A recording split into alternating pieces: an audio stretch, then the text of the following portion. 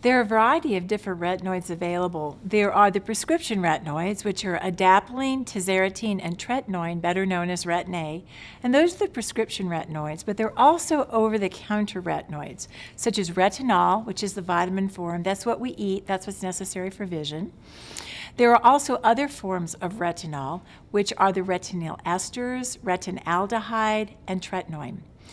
And it's important to put those in that order because retinol, which is highly unstable when exposed to oxygen and light, is actually converted into retinaldehyde, which is a more effective retinoid, and retinaldehyde is then converted into retinoic acid, which is better known as Retin-A.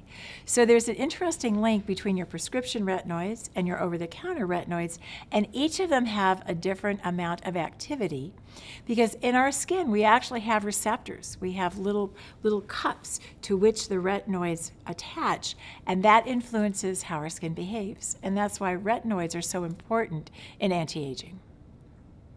Many people are not able to use over-the-counter retinols because they can be a little bit irritating. The prescription retinoids, however, are even more irritating.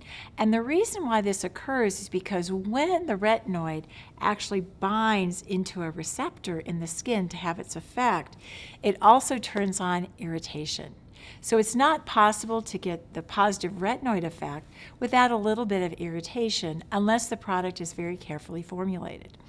So retinol can be made less irritating if it's an excellent formulation, but usually the retinoid irritation goes away 2 to 4 weeks after you start the product, and your skin gets accustomed to the retinoid, and then the problem disappears.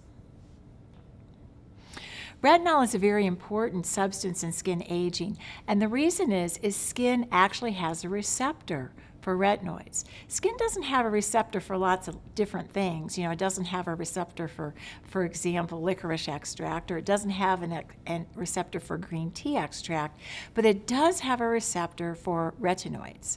And so what happens is the retinoid molecule comes and links into the receptor, and it turns on skin behavior. For example, it results in the synthesis of collagen, and collagen is the protein that makes up the second layer of your skin, known as the dermis.